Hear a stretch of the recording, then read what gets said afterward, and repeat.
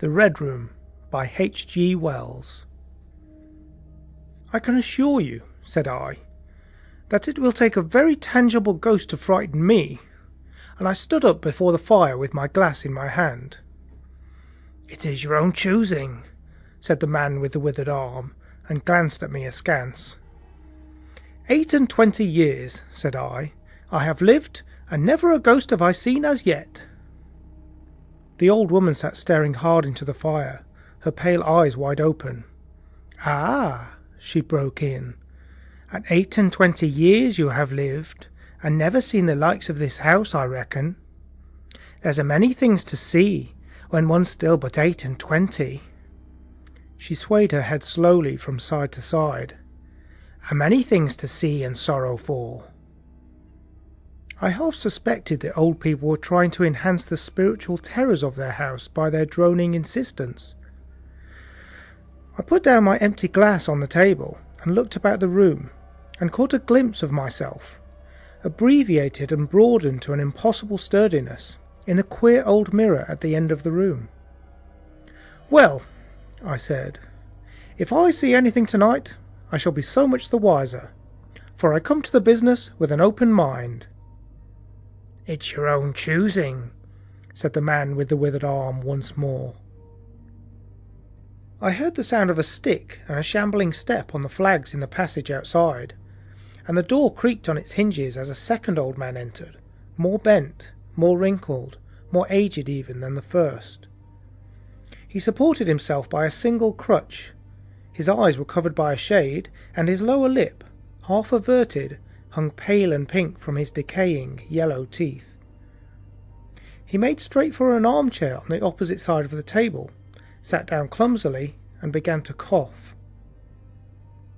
The man with the withered arm gave this newcomer a short glance of positive dislike. The old woman took no notice of his arrival, but remained with her eyes fixed steadily on the fire. "I said, it's your own choosing," said the man with the withered arm, when the coughing had ceased for a while. "It's my own choosing," I answered. The man with the shade became aware of my presence for the first time, and threw his head back for a moment and sideways to see me. I caught a momentary glimpse of his eyes, small and bright and inflamed. Then he began to cough and splutter again. "Why don't you drink?" said the man with the withered arm, pushing the beer towards him. The man with the shade poured out a glassful with a shaky arm that splashed half as much again on the deal table. A monstrous shadow of him crouched upon the wall and mocked his action as he poured and drank. I must confess I had scarce expected these grotesque custodians. There is to my mind something inhuman in senility, something crouching and atavistic. The human qualities seem to drop from old people insensibly day by day. The three of them made me feel uncomfortable, with their gaunt silences, their bent carriage, their evident unfriendliness to me and to one another. "If," said I, "you will show me to this haunted room of yours, I will make myself comfortable there." The old man with the cough jerked his head back so suddenly that it startled me, and shot another glance of his red eyes at me from under the shade, but no one answered me. I waited a minute, glancing from one to the other. "If," I said a little louder, "if you will show me to this haunted room of yours, I will relieve you from the task of entertaining me." "There's a candle on the slab outside the door," said the man with the withered arm, looking at my feet as he addressed me. "But if you go to the Red Room tonight—" "This night of all nights," said the old woman, "you go alone." "Very well," I answered. "And which way do I go?" "You go along the passage for a bit," said he, "until you come to a door, and through that is a spiral staircase, and halfway up that is a landing and another door covered with baize. Go through that and down the long corridor to the end, and the Red Room is on your left up the steps." "Have I got that right?" I said, and repeated his directions. He corrected me in one particular. "Are you really going?" said the man with the shade, looking at me again for the third time, with that queer, unnatural tilting of the face. "This night of all nights," said the old woman. "It is what I came for," I said, and moved towards the door. As I did so, the old man with the shade rose and staggered round the table, so as to be closer to the others and to the fire. At the door I turned and looked at them, and saw they were all close together, dark against the firelight, staring at me over their shoulders with an intent expression on their ancient faces. "Good night," I said, setting the door open. "It's your own choosing," said the man with the withered arm.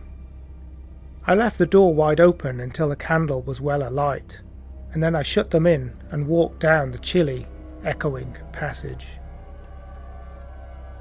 I must confess that the oddness of these 3 old pensioners, in whose charge her ladyship had left the castle, and the deep-toned, old-fashioned furniture of the housekeeper's room in which they foregathered, affected me in spite of my efforts to keep myself at a matter-of-fact phase. They seemed to belong to another age, an older age, an age when things spiritual were different from this of ours, less certain, an age when omens and witches were credible, and ghosts beyond denying. Their very existence was spectral, the cut of their clothing, fashions born in dead brains. The ornaments and conveniences of the room about them were ghostly, the thoughts of vanished men, which still haunted rather than participated in the world of today. But with an effort I sent such thoughts to the right about.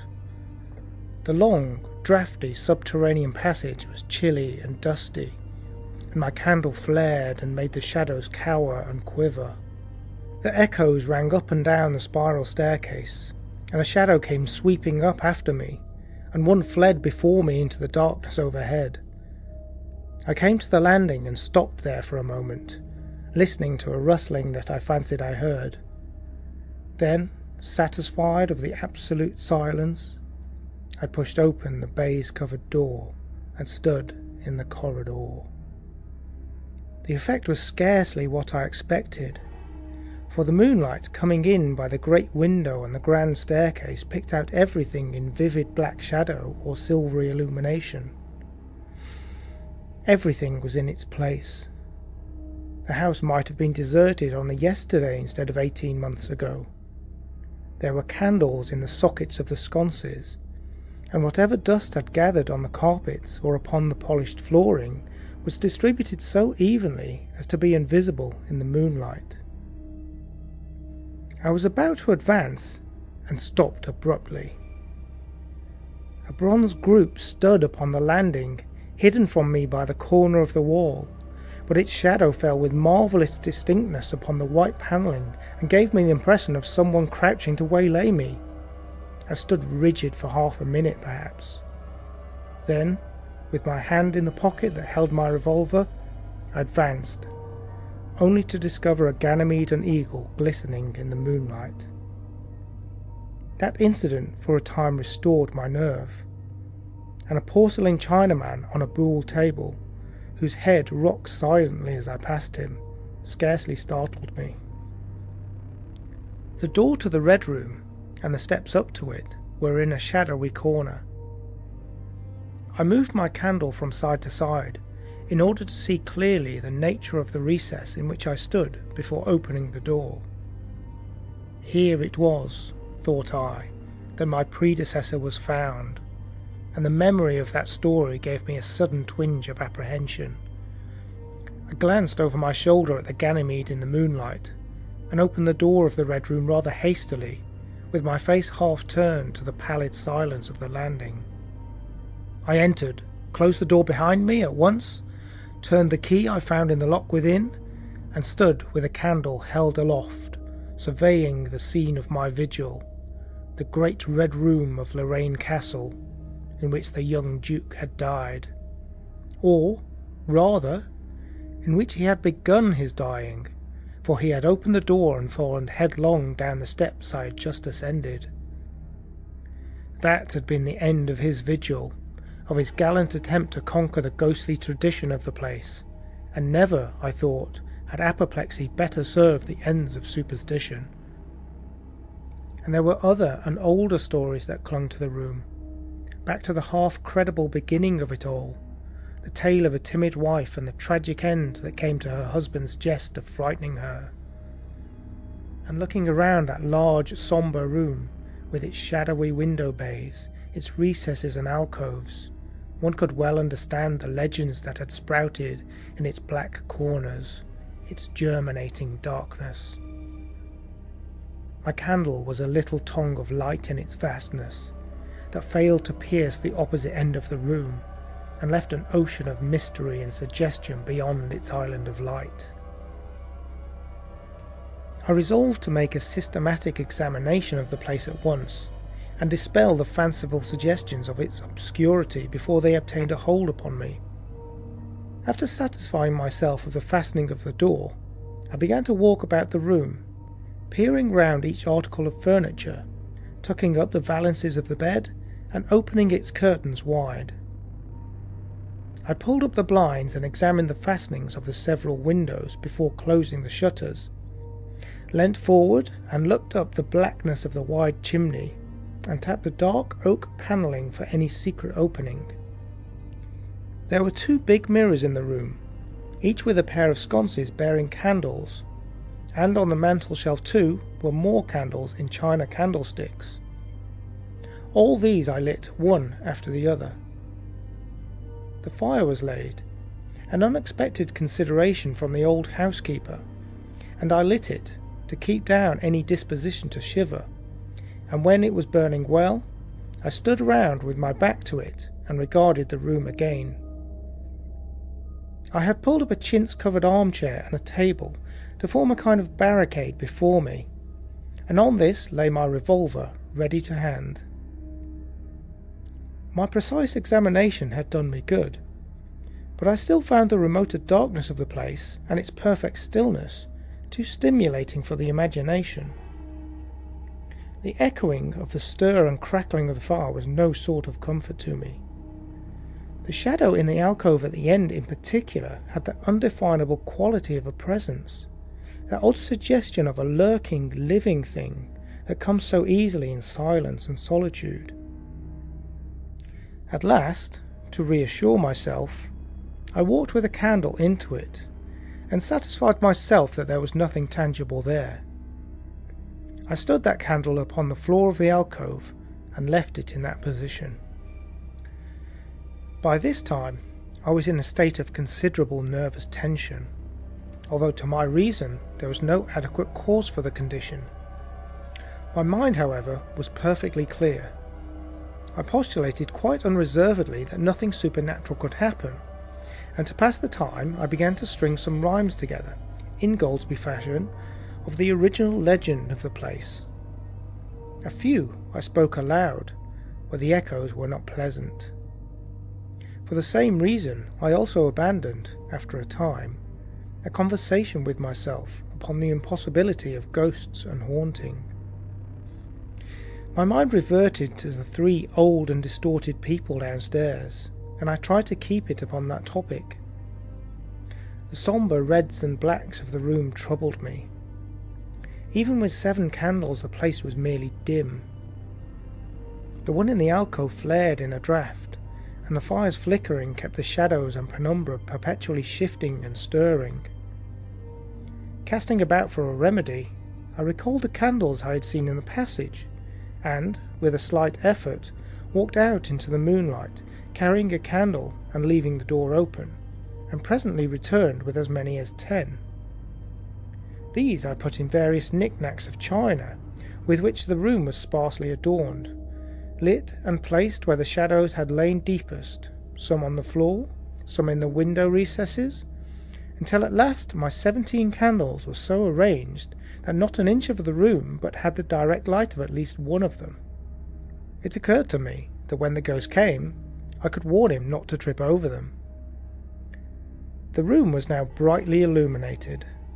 There was something very cheery and reassuring in these little streaming flames, and snuffing them gave me an occupation and afforded a helpful sense of the passage of time.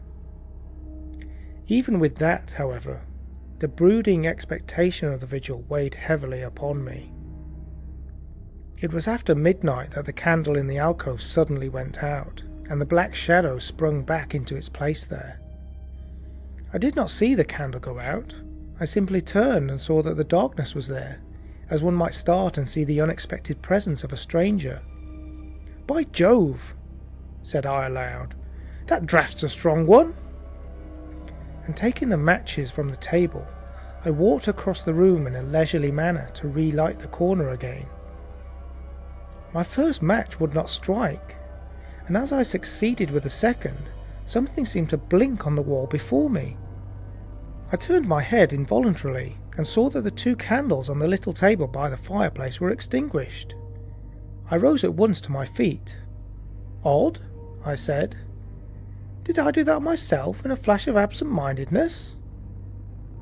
I walked back, relit one, and as I did so, I saw the candle in the right sconce of one of the mirrors wink and go right out, and almost immediately its companion followed it. There was no mistake about it. The flame vanished, as if the wicks had suddenly been nipped between a finger and a thumb, leaving the wick neither glowing nor smoking, but black. While I stood gaping, the candle at the foot of the bed went out, and the shadow seemed to take another step towards me. "This won't do," said I, and first one and then another candle on the mantelshelf followed. "What's up?" I cried, with a queer high note getting into my voice somehow. At that the candle on the wardrobe went out, and the one I had relit in the alcove followed. "Steady on," I said. "These candles are wanted," speaking with a half-hysterical facetiousness, and scratching away at a match the while for the mantel candlesticks. My hands trembled so much that twice I missed the rough paper of the matchbox.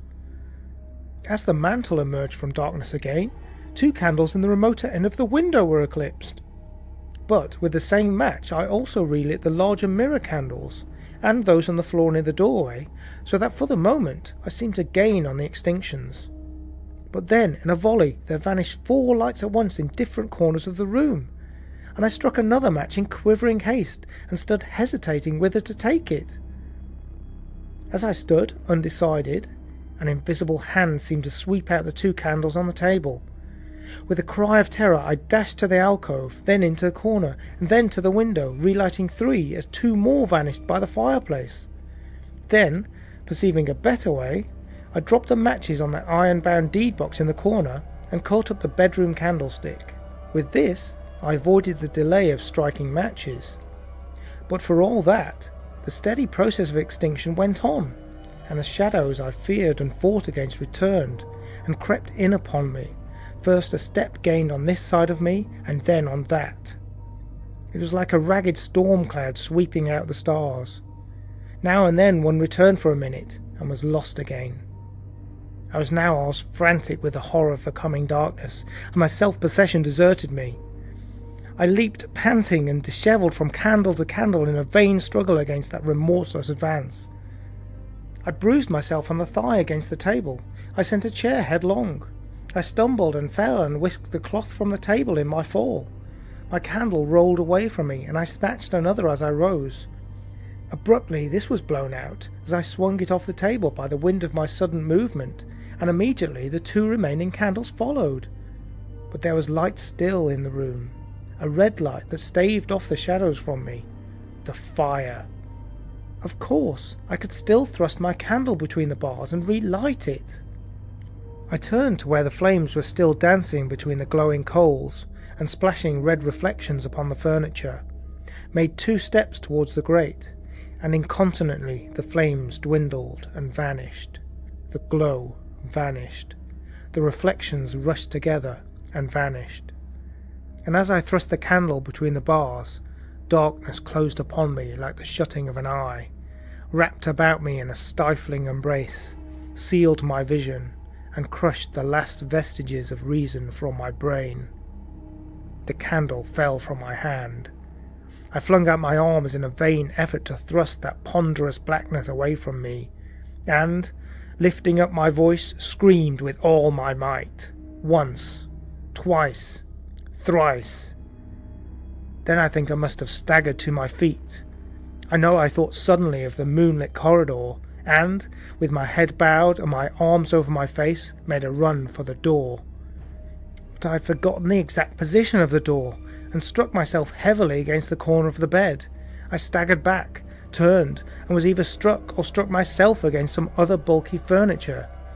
I have a vague memory of battering myself thus, to and fro in the darkness, of a cramped struggle, and of my own wild crying as I darted to and fro, of a heavy blow at last upon my forehead, a horrible sensation of falling that lasted an age, of my last frantic effort to keep my footing, and then I remember no more. I opened my eyes in daylight. My head was roughly bandaged, and the man with the withered arm was watching my face. I looked about me, trying to remember what had happened, and for a space I could not recollect. I rolled my eyes into the corner and saw the old woman, no longer abstracted, pouring out some drops of medicine from a little blue phial into a glass. "Where am I?" I asked. "I seem to remember you, but yet I cannot remember who you are." They told me then, and I heard of the haunted Red Room as one who hears a tale. "We found you at dawn," said he, "and there was blood on your forehead and lips." It was very slowly I recovered my memory of my experience. "You believe now," said the old man, "that the room is haunted?" He spoke no longer as one who greets an intruder, but as one who grieves for a broken friend. "Yes," said I, "the room is haunted." "And you have seen it? And we, who have lived here all our lives, have never set eyes upon it, because we have never dared? Tell us, is it truly the old Earl who—" "No," said I, "it is not." "I told you so," said the old lady, with the glass in her hand. "It is his poor young countess who was frightened." "It is not," I said. "There is neither ghost of Earl nor ghost of Countess in that room. There is no ghost there at all, but worse, far worse." "Well?" they said. "The worst of all things that haunt poor mortal men," said I, "and that is, in all its nakedness, fear. Fear that will not have light nor sound, that will not bear with reason, that deafens and darkens and overwhelms. It followed me through the corridor. It fought against me in the room." I stopped abruptly. There was an interval of silence. My hand went up to my bandages. Then the man with the shade sighed and spoke. "That is it," said he. "I knew that was it. A power of darkness, to put such a curse upon a woman. It lurks there always. You can feel it even in the daytime, even of a bright summer's day, in the hangings, in the curtains, keeping behind you however you face about. In the dusk it creeps along the corridor and follows you, so that you dare not turn. There is fear in that room of hers, black fear, and there will be, so long as this house of sin endures." End of The Red Room by H. G. Wells.